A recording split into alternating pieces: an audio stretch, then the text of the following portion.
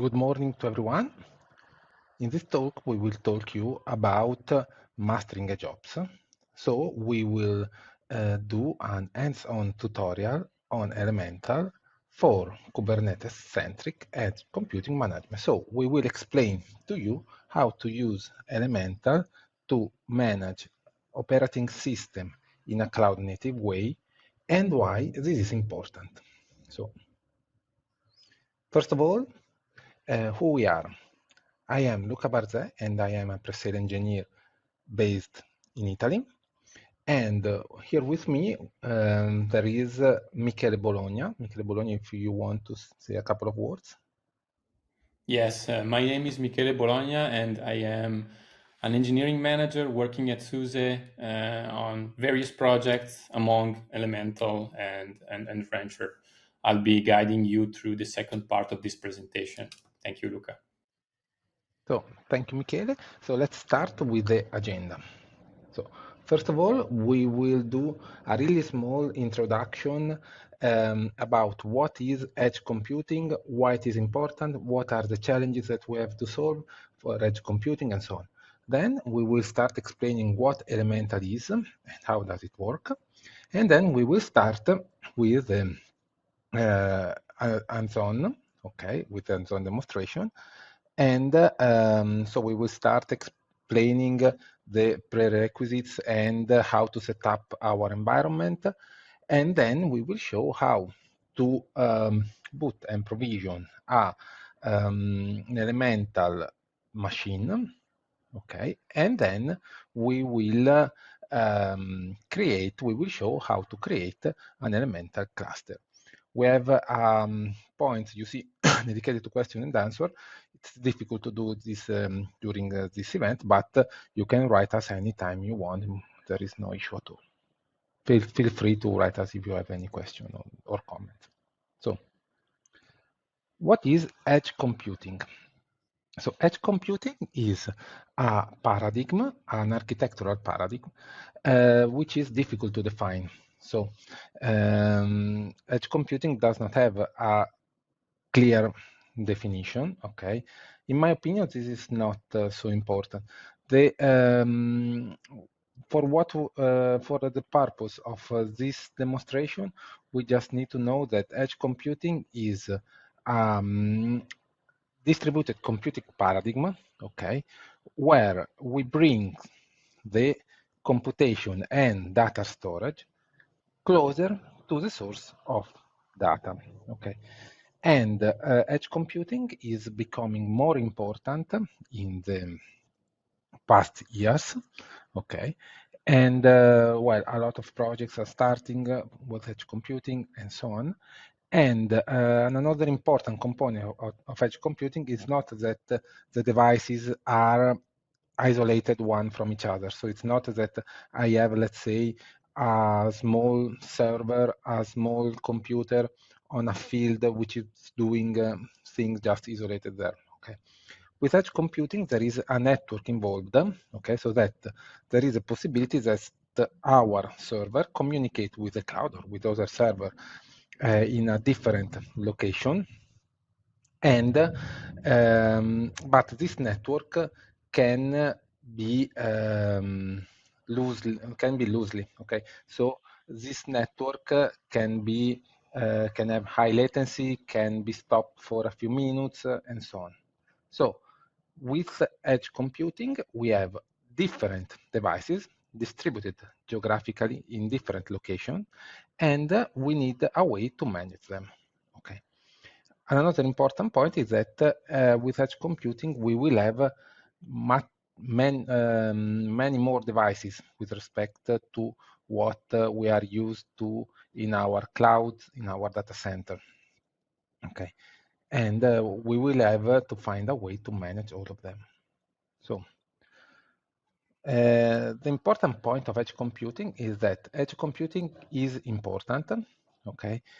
As you have already seen during this event, there are many organizations which are giving a lot of importance to edge computing. So edge computing is becoming a priority for this organization.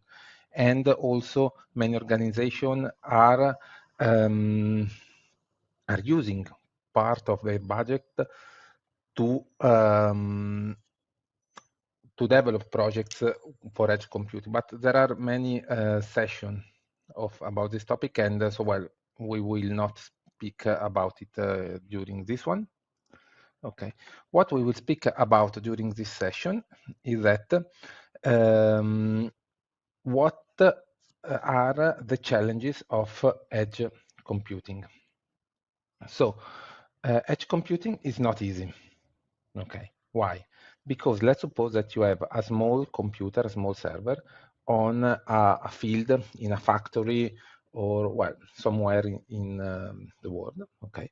And so this computer, this server will be usually have limited resources. It will not be like a big server. You are not in your data center where you can have big server with a lot of memory, a lot of CPUs and so on. That means small server, okay, usually. Okay. As I told before, you will usually have latency issue. Okay, so if you are in your data center, you can expect your latency to be in the order of a millisecond, more or less, or well, less than 10 milliseconds. Okay, but in an edge scenario, you can have also thousands of seconds of latency. Okay, or sometimes the network can also goes down for a few minutes, a few hours.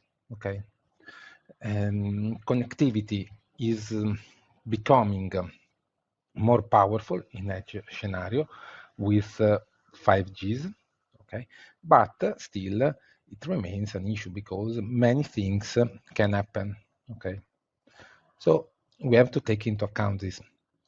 And also security. Security, well, is important everywhere, but especially in edge computing scenario, there are situations which are qualitatively different with respect to the situations that we are used to in our data center. So let's suppose, for example, that we have a small computer in a factory, okay, and someone can go into this factory, physically take our edge device and copy it, for example, okay, and behave like it is the device that was copied, and start acquiring data and so on. This is a situation that we are usually not used in our data center, because our data center are closed environment. It is difficult to enter into data center. Okay, and last but not least, we will have scale issues. Okay, what do we mean with scale issues? Well, first of all, we mean onboarding issues. Okay, let's suppose that you have, I don't know, 10, 100, 1,000 devices that you have to distribute geographically. Okay, and these devices will have the necessity to be installed. Okay, so you have to install 1,000 devices. Okay, so can be kind of problematic to this thing. Okay, usually we have less devices in our data center. Okay, and after that you will have to distribute and managing all the operating system and all the application that we have on our devices. So let's suppose that you want to start an application on a device, on an edge device. So how can you do that? Well, you could, for example, do SSH and enter into your machine, but first of all, there will be the latency issue. And maybe if you have 1,000 machines, 50 of them will not be connected to the network at some point in time. Okay, so you will have to create a way to automatically start the application on your machine, or if you have to change a configuration of your application, then you have to find a way to do it automatically in a high latency scenario. Okay. And finally, you will also have to patch your operating system and your application. Okay, as you can see, as you can imagine, patching an operating system on an edge scenario can be really challenging. Why? Because let's suppose that you have your device distributed on a field, okay, for example, and you have to update the operating system. As I told before, you can do an SSH into this this device, update it and reboot it, for example, if you need to reboot it. But you know that usually when you reboot the system is when the problem usually starts, because maybe there is some misconfiguration or some issue during the reboot. And in an edge scenario, you will have a device in the middle of the field outside of your building, maybe tens of kilometers, 100 of kilometers outside of your building, and someone has to physically go to the field, see what happened, and fix the situation. Okay, it's not that someone just goes downstairs where your servers are and fix the situation. It will be much more difficult. So we will need a really robust update procedure, especially for our operating system. Okay, so what is the first thing that we think about when we think about all these issues that we have to solve? Well, the first thing is Kubernetes. Okay, now, well, because, well, you will think that as of now, Kubernetes is kind of a trend, kind of a buzzword. Okay, so that every project should start with Kubernetes. Okay, and well, Kubernetes is everything. Okay, but still this is true, but not totally true. Why? Because with Kubernetes, we obtain a lot of things. We obtain, first of all, a standard platform that we can use to deploy our application. Okay, so if we have to deploy an application to our cloud provider, into our data center, or into our edge devices, we want to deploy the application in the same way everywhere. Okay. Otherwise, you risk that you create a really specific way to deploy your application, your systems for your specific edge device solution, and at some point you become the only owner of this procedure, complicated, and you have to do a lot of work to create this standard, and then you have to maintain everything and so on. Instead, with Kubernetes, you have everything ready. And also with Kubernetes, you already have, for free, let's say, a lot of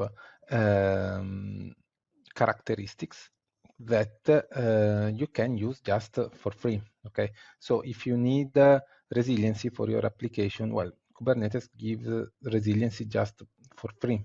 Okay, or if you need scalability, you have it just for free. So with Kubernetes, we have a lot of characteristics that we obtain for free. So with Kubernetes, we obtain standard and a lot of things that otherwise we should implement into our application. If we want, for example, a self-healing application, we should implement this quality within our application itself. Okay, so we have to write code and to maintain this code, or we can simply use Kubernetes. And this is just a single thing. We can do the same thing for also for many other critical parts of our application. Okay. So with Kubernetes, we obtain these two things: standardization and a lot of primitives that we can use for free. So in this context, we will use Elemental. Okay, Elemental is about making edge computing simple and secure in a cloud-native way. So why we need Elemental?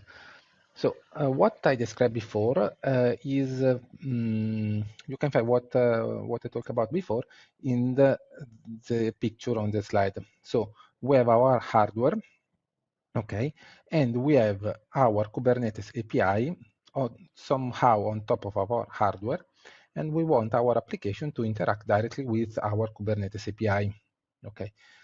But you know that to obtain this situation, we need a lot of things, okay. First of all, we will need a way to manage a lot of Kubernetes cluster, okay? Because let's suppose that you have 1,000 devices distributed geographically, okay?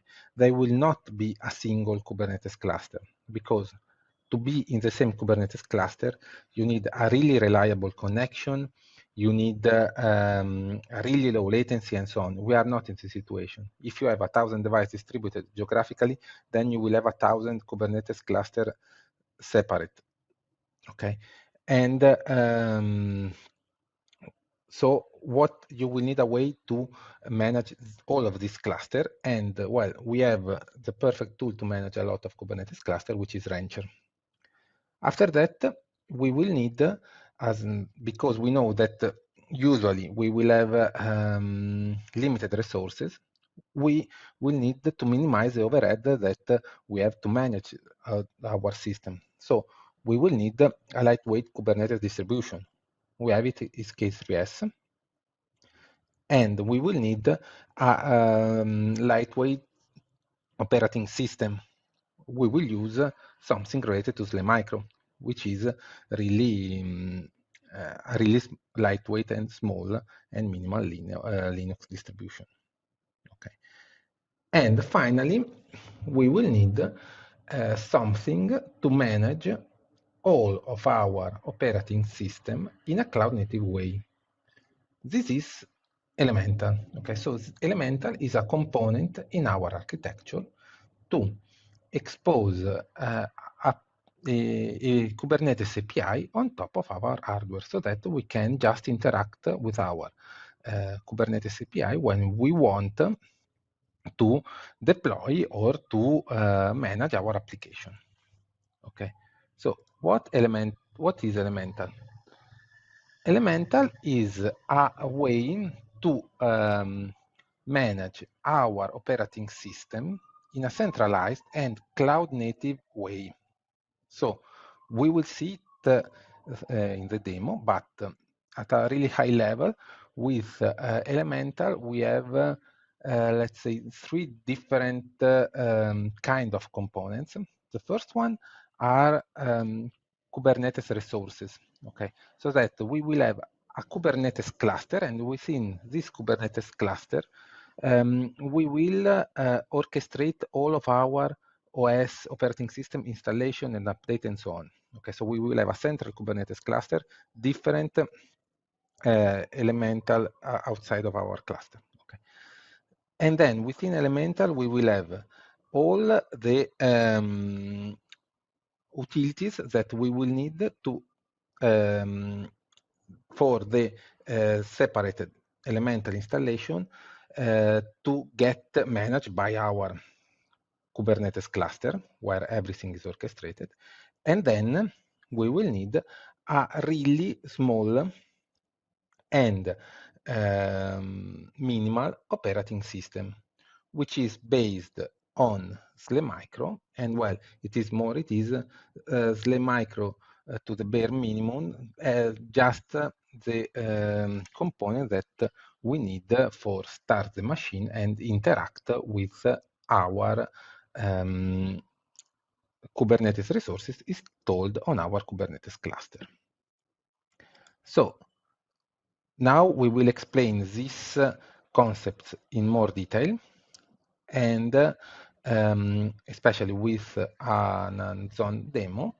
And so, go Michele. Yeah, thank you, Luca. So, yeah, my name is Michele Bologna, and I will get you through the hands-on tutorial. So, before starting, let's memorize this slide with all the challenges that we have for edge computing. So, limited resources, latency, security, and scale. So as this is an hands-on tutorial, I will be switching between slides and my Rancher instance. First of all, let's start with prerequisite. You need a machine to be installed with Wi-Fi and TPM. Why TPM? Because it guarantees platform integrity and security, as we said. Then we need Rancher. And we also need to install an elemental operator through Elm. And why we need this operator? Because it allows us to manage elemental versions as well as to maintain machine inventory for assisting with the operating system installation. Everything is written into the documentation. So the prerequisites are very basic, and we will not go through the installation itself because you just need to install Rancher and the operator. And then you need to enable the extension support. And then you need to install the Elemental plugin. So I will go through this very briefly so you can see the screenshots. It's all in documentation. And this part has to be done once, so we will not cover this. Now let's go through the juicy part of the tutorial. So we need to define a machine registration endpoint. What is a machine registration endpoint? It's a way to summarize the configuration that we have for a machine or for multiple machines. So it is written into YAML, and more specifically into Cloud Config, if you are familiar to that. And more specifically, we are using a subset of Cloud Config called YIP.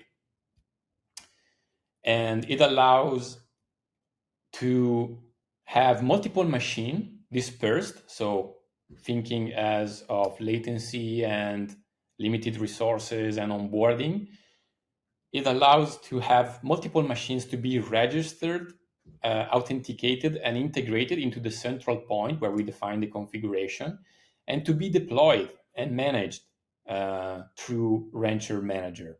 So it is a way to define our configuration and have it scale. So what we need to do is to define a machine registration endpoint through the Rancher Manager, OS management, more specifically. And you can see here that we wrote a Cloud Config as an example.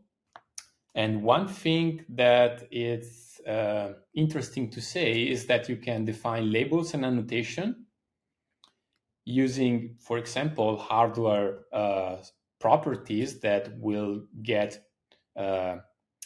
propagated to the Rancher Manager machine inventory.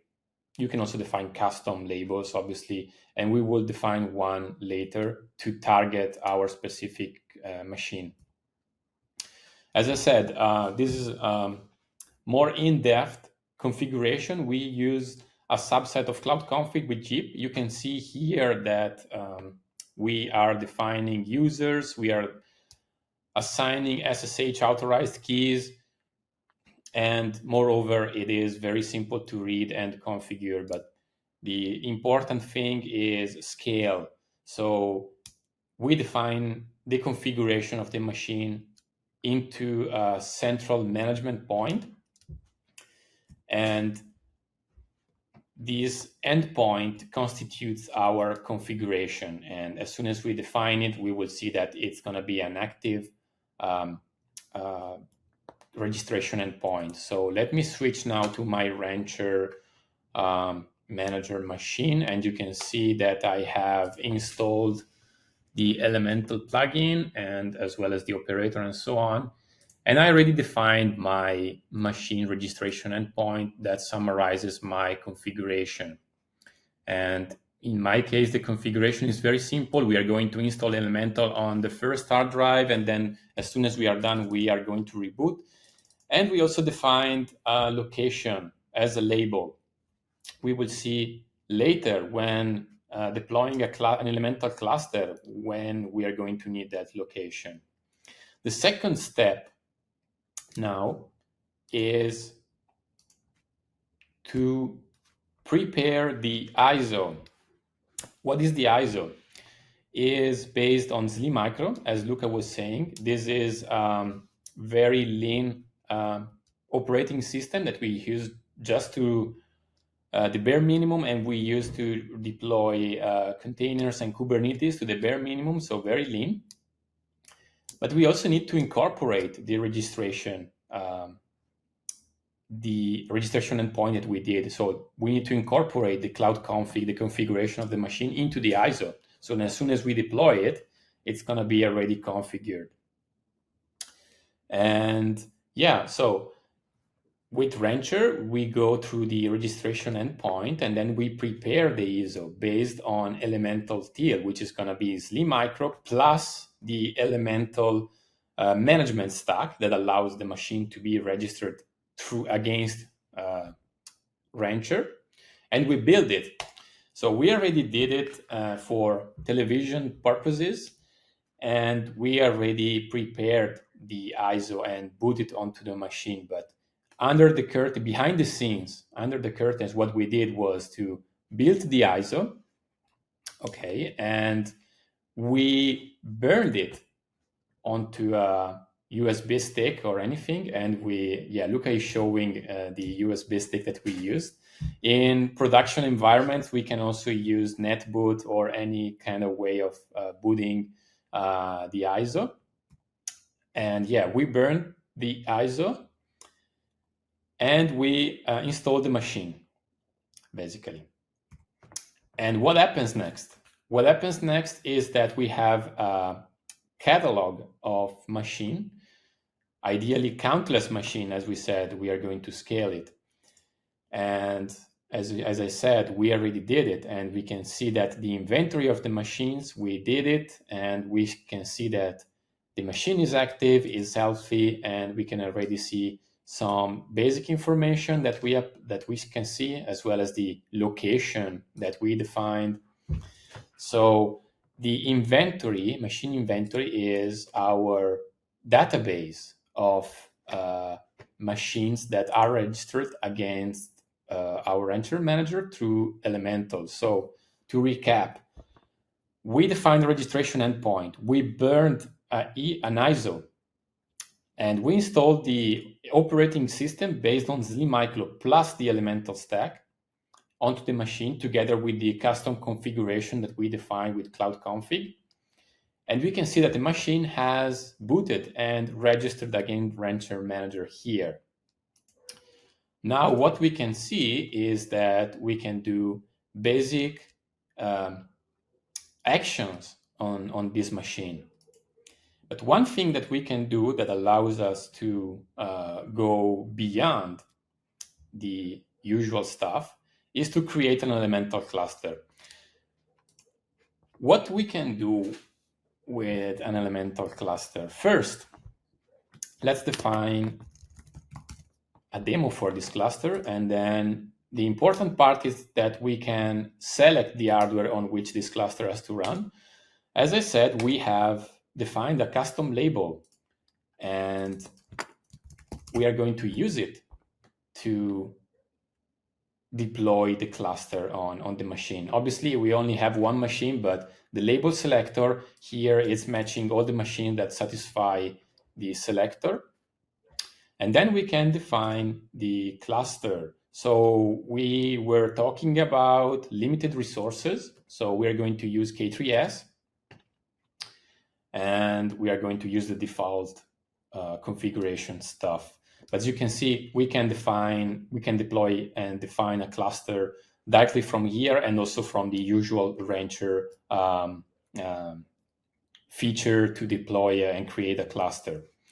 So I'm going to create it on my machine directly from here. And as you can see, it's doing all the early work of deploying K3s and a Kubernetes cluster on my machine. And imagine this at scale. We are going to define and scale out our Kubernetes cluster on all of our devices. And it's going to be done from the central place. And yeah, as I said, this slide defines the machine, the cluster, and as well as you can target the machines using selectors and labels. And now for the most important part that differentiate between all the usual clusters compared to elemental clusters. Let's talk about upgrades. So usually when you upgrade a Kubernetes cluster, you need to separate the upgrades between OS upgrades and cluster upgrades and Kubernetes upgrades. With Elemental and Rancher, you can do it in one step, or at least you can use one tool to do this upgrade, because you need to use two different tools with normal clusters. One to upgrade the operating system, like SUSE Manager, and one to upgrade the cluster, for example, Rancher Manager. With Elemental, we can do this with one tool. Okay, let's do it. So we need to create an OS version channel and then associate this OS version with a Kubernetes cluster. Let's go through these steps. So I'm going to use registry.suse.com and Elemental Teal this image, and I'm going to stage this image into my cluster. And so OS version channels and creating, I need to Elemental Teal update and paste the image registry. Okay, it's going on to the Elemental Teal update. And as soon as I'm done, so I'm staging here the version of Elemental Teal that it's going to be my upgrade for the cluster. And as soon as I am done, I can go through the Elemental upgrade. So I'm going to upgrade the OS directly from Rancher. So I'm going to use update groups and create. I'm going to do a Elemental upgrade and cluster. I can select the Elemental cluster demo that I created before. And as soon as the synchronization is done, I will see that the managed OS version that I can use, it's going to be populated here, as you can see from this screenshot. And then obviously I can upgrade the Kubernetes cluster version directly from here. And okay. And then we will talk about, let's contextualize this now demo that we did with this cluster onto the edge. So we will talk about Acri with Luca. Here we are. So let's suppose that you have that you have an application, okay, that is running in an edge scenario. Okay, so what are two typical examples of edge scenario? Well, there can be also many more. A typical example is that you will need some sensors, I don't know, where you can take your data from. Okay, so for example, let's suppose that you have your server, your small server, your computer in a field, and you have an humidity sensor, for example, or you have a webcam. Okay, this is a possible scenario, so that you will not think about installing Linux and Kubernetes on a humidity sensor or on a webcam. Okay, it is difficult to relate these entities to a Kubernetes world. Okay, this is a situation. And another possible situation is when you are in an, let's say, industrial IoT situation. Okay, so let's suppose that you have a very specific industrial appliance with a specific firmware, okay, and you usually interact with this appliance through a server, okay. So what do we need to do in these cases? Well, we need some way to make our Kubernetes cluster aware of the existence of these resources, okay? And this way is ACRI, okay? So here you find the same picture as before, okay? So we have our cloud and our data center environment where we have our near edge situation. So let's suppose some other building of your company and so on. Your far edge situation, we mostly speak about far edge situation for Elemental, okay? So that far edge are situations where you are you have servers far from your data center, so you have high latencies, a not so stable network connectivity, you have limited resources and so on. And finally, you have tiny edge. Tiny edge is usually overlap with IoT, okay? And so you have these small devices or this appliance which you cannot manage through Kubernetes in the way as we already stated. So what can we do? What can we do is to connect to this appliance, to your sensors, to your cameras, to everything you need, a small computer, okay, and manage this computer through Kubernetes, okay, through Elemental, through Rancher, okay, and you make the Kubernetes cluster that is living inside your computer aware of the fact that there is this sensor, that there is this camera installed within it. Okay, so that if you deploy a container in your Kubernetes cluster on this computer, it can use the webcam. Okay, this is what Elemental is doing.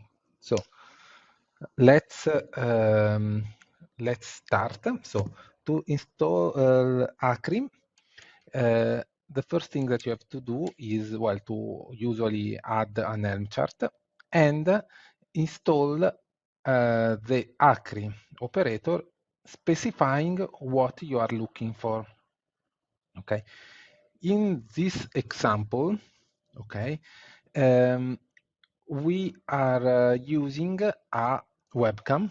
Okay, this webcam here. Okay, now you see it is not attached to our edge device, but we want to know if the edge device has a webcam attached to it, and in this case, execute an application. Okay. And so we have to install all the ACRI component needed for verify if you have this webcam attached to your device. Okay. Now, ACRI is a Kubernetes, lives in Kubernetes world. Okay. So you define ACRI resources through custom Kubernetes resources. Okay. And after you installed the ACRI operator, as we did before, you can deploy resources of this kind. You see API version ACRI, okay? And so it is specific related to the operator that we installed before. And you see kind configuration. What is this configuration kind of ACRI? This configuration kind of ACRI is the equivalent of a Kubernetes deployment, more or less. Okay, so you see that we are doing what we have highlighted. Okay, these are the important part. Okay, so we want to deploy a single instance of our application on all the nodes that satisfy the requirement written here. Okay, so the the requirement written here is that we have to have a UDEV rule where you have a video device.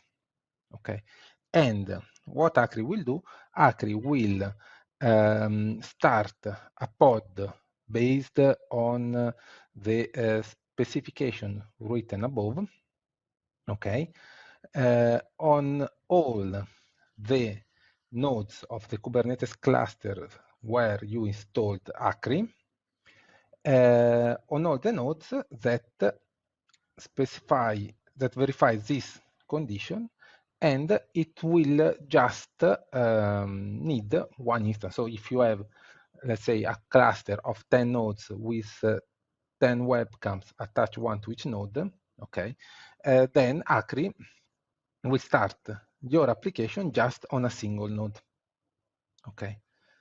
Really important thing to think about is also that if we are in a situation where we have, let's say, as we said before, 1,000 devices, so 1,000 of separated Kubernetes cluster, then we will also need some way to distribute our application to each one of all of our Kubernetes cluster, to distribute, to manage updates, and to manage change of configuration and so on.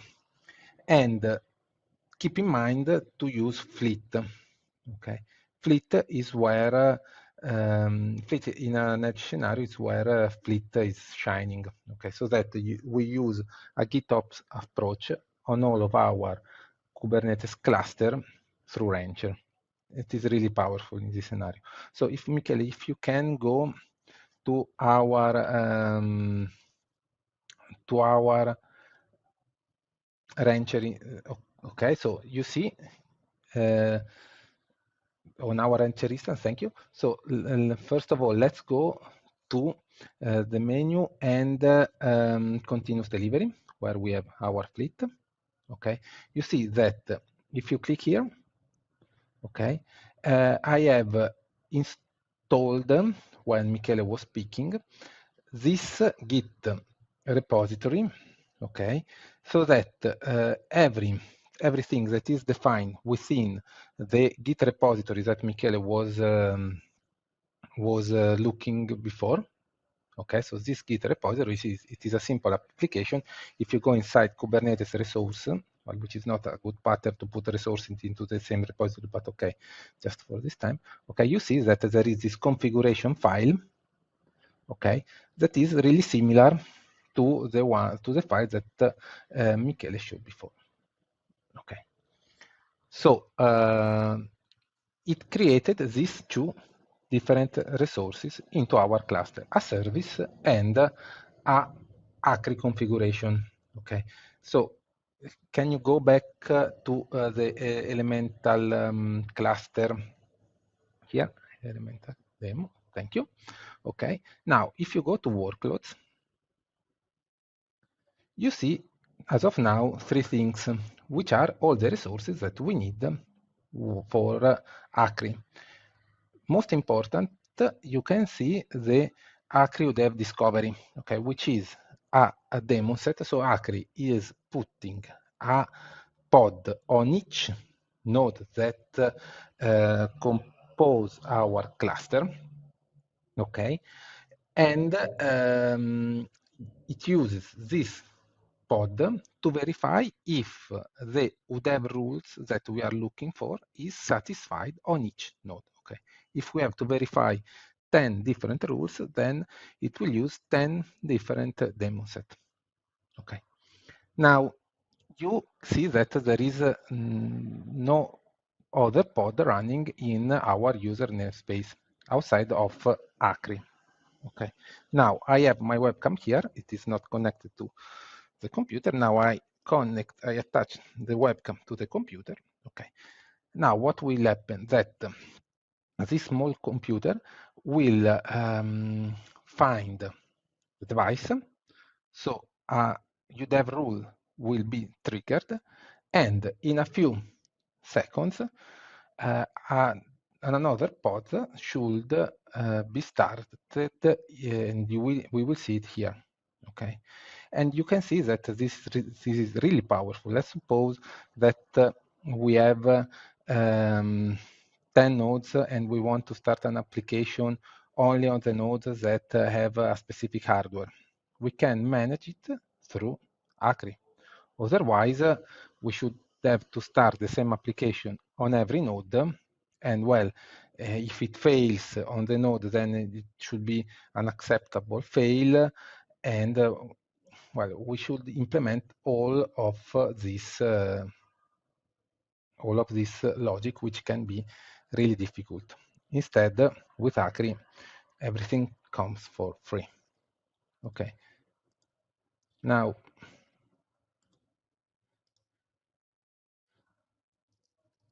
well, in a few seconds it should start. Just that maybe Acri, you see that it started. Okay, there are these two pods that were not here before. Okay, and yes, we should have gone to pods, and instead we just go to workloads. This is what we were not seeing them. Okay, because they are configuration type of resources and they are not deployment, Kubernetes deployment. In the workload tab, we are just looking for deployment and other Kubernetes resources, daemon sets, and so on. Now, if I remove the webcam, these two pods will disappear because this node can no longer, so you see that terminating, disappear, because this node can no longer support the application that is written to support the webcam. Okay, and if I have another node with a webcam, the application will start there.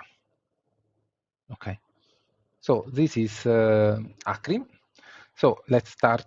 Let's make a small catch up. So we will use Elemental to install and manage our operating system, okay, for edge devices. And this is really powerful. It allows us to manage in a cloud-native way a really high number of devices through Rancher and using all the Kubernetes capabilities. Okay. Then we install Kubernetes cluster on all of our Elemental devices. And after that, we can use Acri and Fleet to distribute application on our Kubernetes cluster. So I think that that's all. Again, if you have any question, feel free to contact us or to write us. And well, thank you for attending this webinar. Thank you. Happy SUSECon.